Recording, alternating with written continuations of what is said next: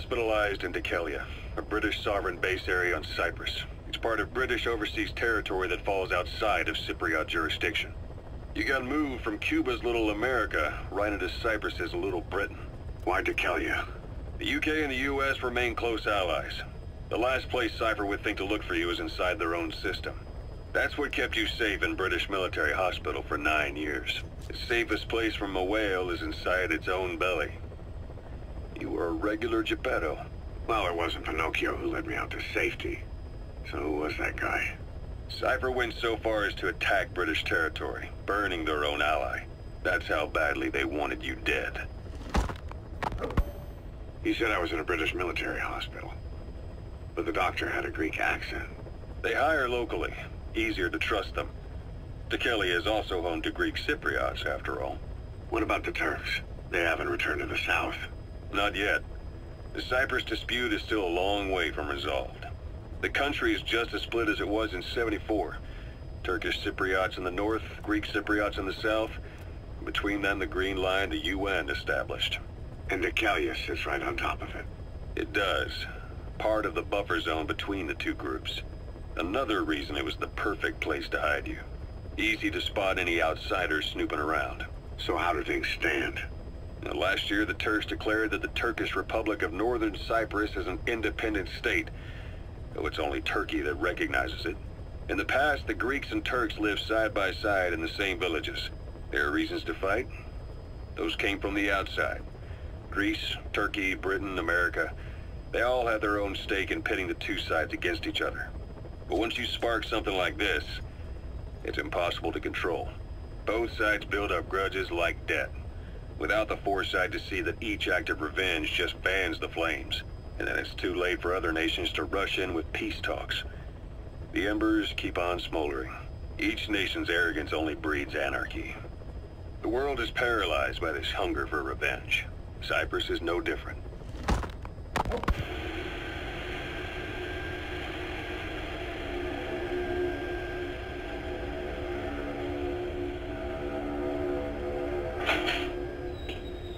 You're up. We're changing ships? We can't go sailing the Suez in a whaler. The Suez Canal. When did they reopen it? Not long after you were attacked. Once they finished sweeping it for mines after the Arab-Israeli conflict. Can you stand? We're going to transfer to a container ship for passage through the Suez. Our destination is Pakistan, Afghanistan's neighbor to the south. There, we disembark and head via Peshawar to the Zero Line, the border. We'll travel to the Khyber Pass by road. And then? We continue on horseback. Afghanistan's main roads are under Soviet control. We'll need to go around them. It'll be all narrow, winding paths through the mountains. We'll do better on horseback. It's a local guerrilla tactic. They use the higher ridges to avoid air recons. Then they charge down the mountains for ambushes. The Soviets still haven't devised a counter-strategy. Our time frame is only half as much as we really need. It'll be a tough march. Better horses than boats. Well, it'll make for good physiotherapy. Take the time to get used to that new arm.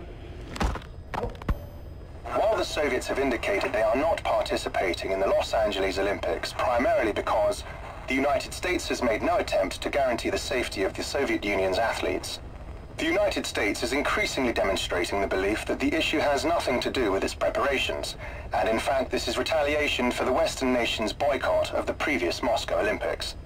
That concludes today's news. That's quite some news. The Soviet Union not attending the LA Olympics? Yeah. Andropov's death has changed some things. They're calling it revenge for the Western boycott of the Moscow Olympics. Countries boycotted the Moscow Olympics? Yes. In protest of the Soviet Union's invasion of Afghanistan. Over 50 countries were absent. It's too bad I didn't get to see Yamashita's judo. When the 40th Army crossed the Amu River 4 years ago, détente went right out the window. The U.S. Congress chose not to ratify SALT II, and Reagan's hardline politics won him the presidency in a landslide. According to him, the Soviet Union's an evil empire. The Second Cold War. And there's been no end to regional conflicts and civil wars. Lebanon, the Falklands, Grenada, Iran, Iraq. The story never changes. Egypt and Israel did sign a peace treaty. But then the driving force on the Egyptian side, President Sadat, was assassinated afterward. Apparently, his actions were considered a betrayal of his fellow Arabs. Islamic extremists? Yes. Fundamentalist extremists have been responsible for some bold acts of terrorism in recent years. We've had extremist students in Iran take U.S. embassy workers hostage, and suicide bombings in Lebanon. Over 300 foreign soldiers stationed there have been killed. The countries have yet to develop an effective means of dealing with terrorism. Afraid of losing their own men, they've pulled their forces out, handing private forces a golden opportunity.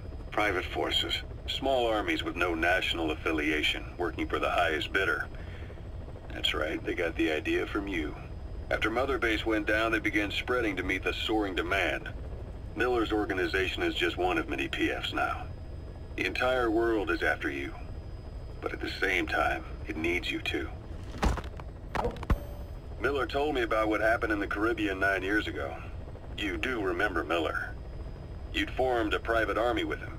An army with no allegiance to a nation. I remember, but... I see.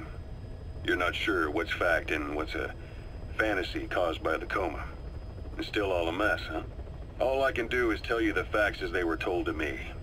I've gone easy on you up until now. But this is where the hard stuff begins. 1974, the year before you entered your coma. You were in Colombia, operating with a small unit of men, basically mercenaries. Miller was among them. Miller was trying to find a way to turn his and your talents into a line of work. He was looking to start a business where you would fight on behalf of others around the world, those who needed military force. But the reality was, at that time, you didn't have enough gear to equip your own men. Then Miller came across this client. It was a huge job he was offering, but you had a shot at pulling it off. You accepted it and headed into Costa Rica. The client even threw in an offshore facility in the Caribbean. The Motherbase, that would be your new base of operations. Miller sure did have a head for business.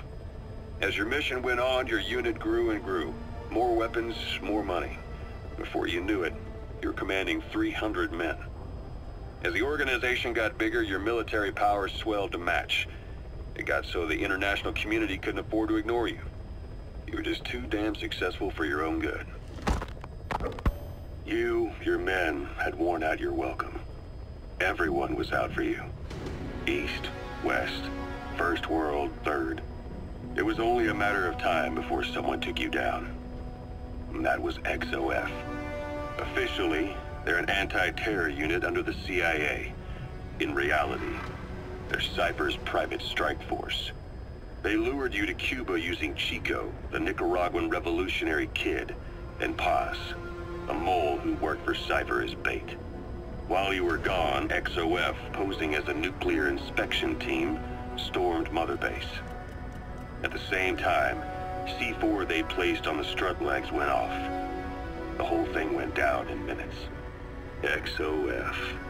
Kisses and hugs followed by a big F you. All because of Miller's blind spot. A back door into Motherbase no one suspected. You remember a certain scientist.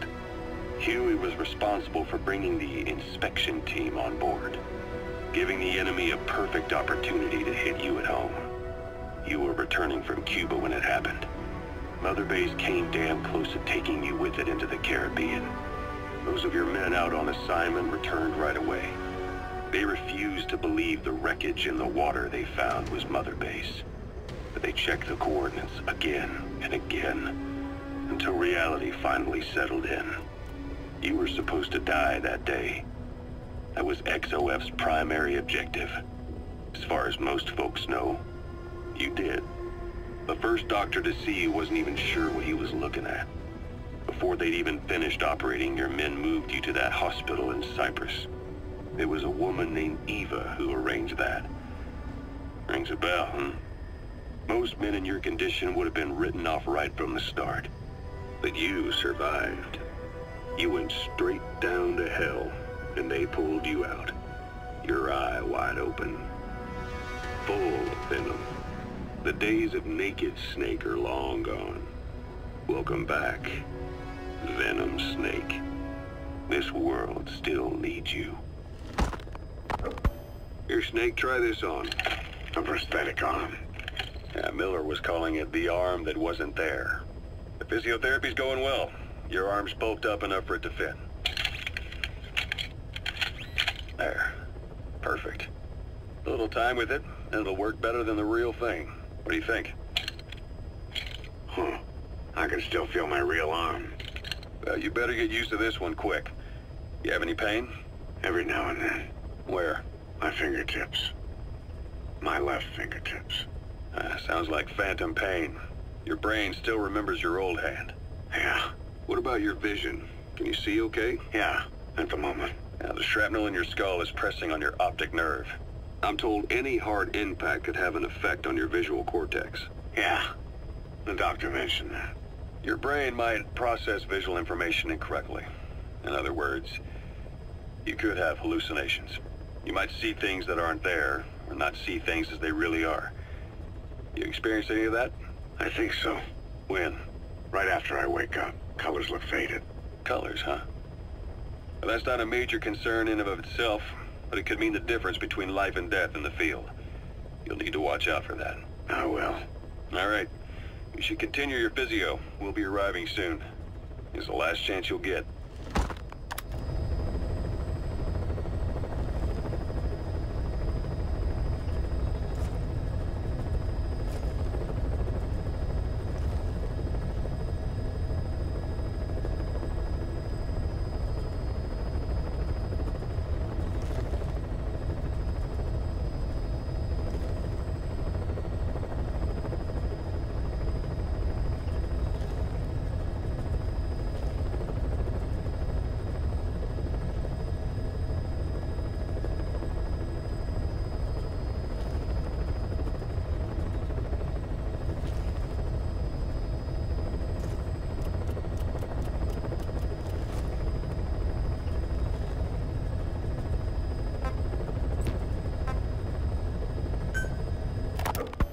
Ocelot.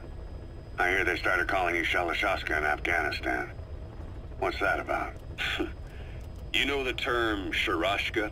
It's slang for a suspicious, hastily thrown together organization. The word became associated with a type of forced labor facility in the Soviet Gulag system. OKB scientists and engineers who'd been convicted of crimes were sent to a Sharashka for forced R&D. The Sharashkas were supervised by Lavrenti Beria of the NKVD, the secret police, under the official name 4th Special Department. Forced research? That's not very different from what we do here. Diamond Dogs is different. Everyone here believes in you. Regardless of where they came from or why they're here, they revere you. And they're fighting because it was their choice. And if it wasn't, they'd leave? Who knows? That's our reality here, whether it's real or not. If there's another truth, I don't want to know it. All that matters is that's the concept that's taken shape in their heads. The traces of a group ideology, our superstructure, to put it in Marxist terms. All right. Go on. Right. So anyway, at some point the enemy started calling me Sharashka. This was after the war in Afghanistan broke out. While I was keeping an eye on you in that hospital, I was also heading up interrogations here. The men I broke gave up their comrades and families, everything they wanted to protect them most. No real cause for it. I just let myself get caught up in the old Russian pride. And suddenly I received the honor of becoming Special Interrogation Advisor to the forced labor camps. But the more men I interrogated, the more people saw me as just that, the interrogator. It helped cover my real objective of keeping you safe. You went that far for me? Far enough to keep you alive. I ended up being pretty well known among the Afghan guerrillas. Some of them would have seen me on the battlefield, and that's how I got the second half of the name. Shashka. It's a sword, a type of saber from the Caucasus. Russian dragoons and Cossacks carried them into battle. Now, the Russian Empire had a general by the name of Fyodor Arturovich Keller. His bravery earned him the nickname Russia's Greatest Shashka. Someone must have known about that, because somewhere along the line, Shashka got stuck on the end of Sharashka. The guerrillas were using the name amongst themselves. By the time I got to hearing about it, pronunciation had wound up as Shalashashka. So, half gulag, half hero sword. Is a perfect fit. But you see how rumors and ideas about people can get out of hand fast. Once you create a character and put it out there in public mind, it warps and twists with every baseless rumor. And before you know it, all people see are phantoms. In my case, it works out just fine. I'm plenty used to working under aliases.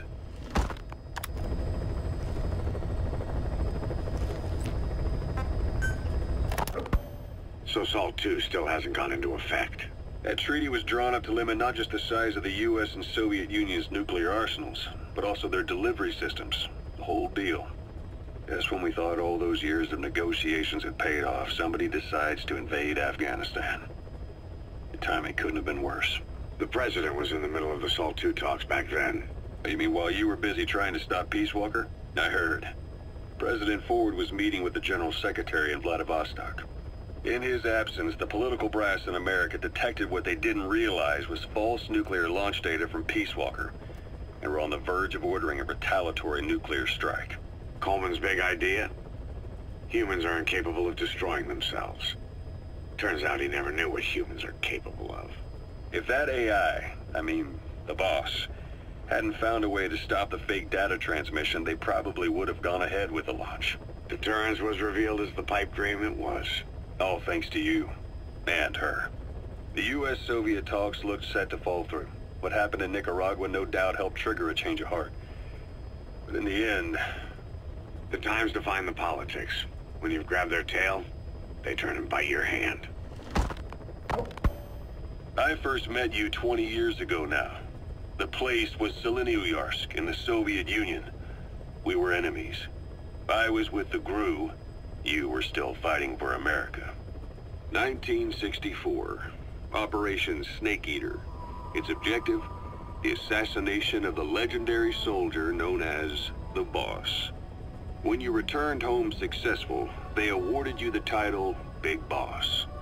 Your CO, Zero, sought to carry on the boss's will by covertly establishing his own organization. You knew the original members from Operation Snake Eater. From America, there was David O, or as he was to you, Major Zero. Donald Anderson, aka Sigint. Dr. Clark, who went by paramedic during the operation. And the fourth, you.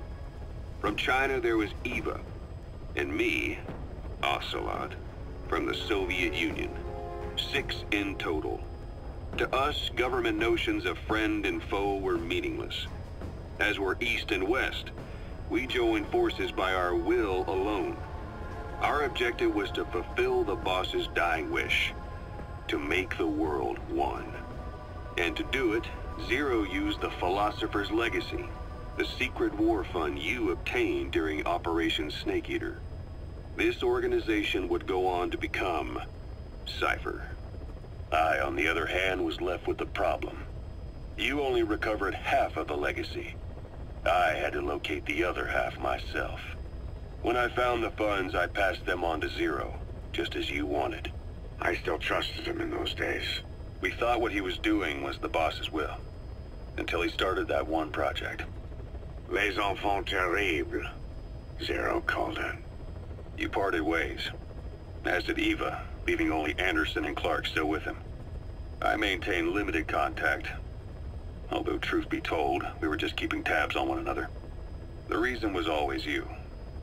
After you returned to the Army and created Foxhound, you left America. For a time, even I'd lost track of you. I'd imagine Zero did too. You always were the best when it came to hide and seek. Zero created Cypher, an information network to tap into every corner of the globe. Woven together, Cypher's arteries make the world just one big organism, and that's not all. It also monitors the thorn in Zero's side. That's you, tracking your coordinates wherever you might go. The further you strayed from your roots, the larger Zero became. It's as if he was trying to close the gap between you. But before long, he disappeared from public life. Only a few people had direct contact with him. For a time, I was one of them. Then a year after you fell into your coma, he slipped out of sight entirely. Since then, nothing. No photos, no recordings, not even a reliable rumor as to his whereabouts. I tried every method I could think of, but Zero was gone. Freed of his control, his creation, his power continued to grow. Cypher is a great beast, and Zero was its spine. But even without him, it's endured, evolved. But now its body is rotting, riddled with parasites. Parasites like the ones who attacked you 9 years ago in the Caribbean, and then at the hospital. Cypher's Black Ops Unit, XOF. They learned where you were, and came to wipe the slate clean.